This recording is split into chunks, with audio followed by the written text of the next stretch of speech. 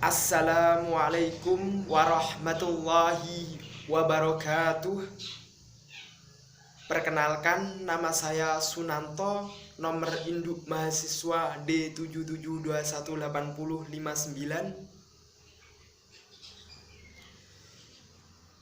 semester 4, kelas A PGMI UIN Sunan Ampel, Surabaya. Nah, di sini saya akan menjelaskan tentang strategi pembelajaran. Nah, apa sih yang dimaksud strategi pembelajaran? Strategi pembelajaran adalah upaya untuk mempermudah suatu proses pembelajaran agar lebih efektif dan efisien. Jadi fungsi strategi pembelajaran adalah untuk mempermudah guru dalam penyampaiannya pada materi dan siswa lebih mudah memahami tentang materi yang dijelaskan oleh guru tersebut. Itu adalah strategi pembelajaran. Nah, strategi pembelajaran yang tepat dan benar akan mempermudah guru dalam menggapai tujuan yang telah ditentukan dalam pembelajaran tersebut. Jadi pada intinya adalah mempermudah siswa memahaminya. Itu adalah strategi pembelajaran.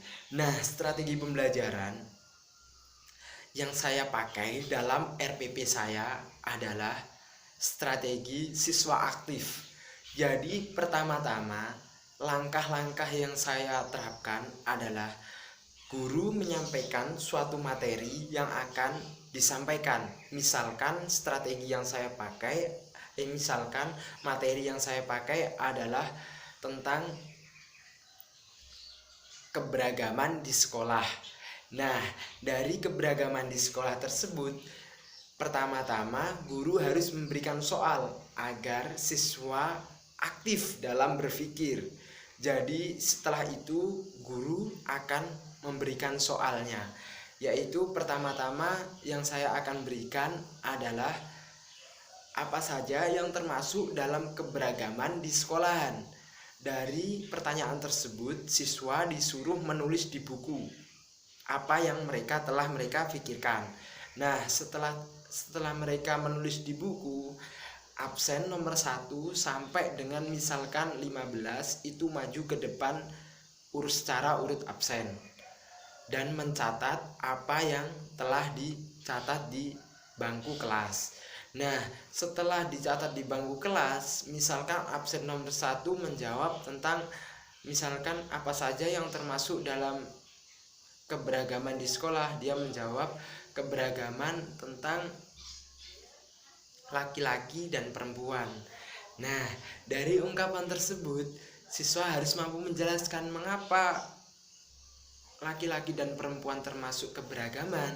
Nah, siswa tersebut yang mampu menjawab tentang keberagaman adalah mengapa laki-laki dan perempuan termasuk keberagaman, karena suatu perbedaan. Jadi keberagaman pada intinya adalah perbedaan, seperti perbedaan tentang yang ada di SD, misalkan keberagaman suku, ras, budaya, gender, laki-laki dan perempuan, itu adalah termasuk dalam perbedaan keberagaman. Nah, setelah itu siswa setelah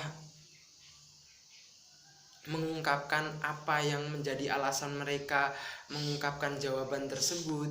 Setelah itu misalkan ada jawaban yang salah atau kurang tepat, guru harus mampu menyampaikan dengan rinci apa saja mengapa jawaban adik-adik itu salah.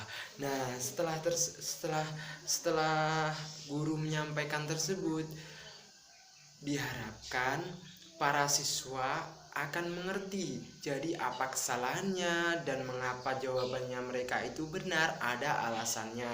Jadi pemikiran siswa akan selalu berkembang untuk kedepannya. Jadi tidak hanya berpikir tentang materi yang disampaikan oleh gurunya, misalkan dengan langsung disampaikan. Ini yang termasuk keberagaman hayati, ini yang termasuk keberagaman hayati.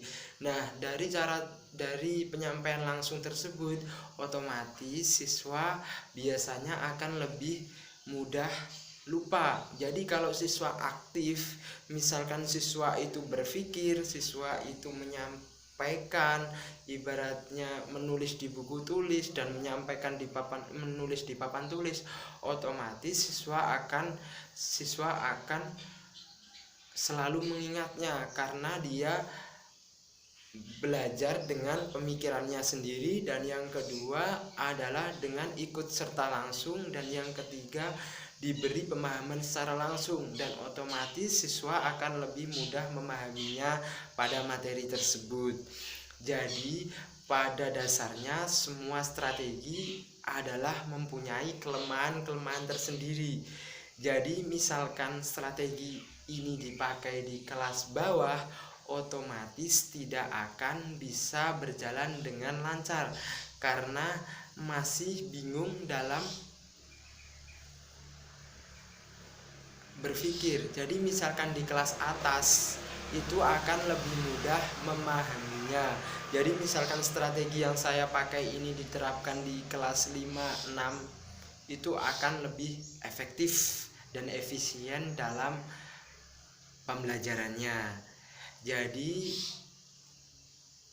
hal tersebutlah yang mampu saya ungkapkan dan saya paparkan.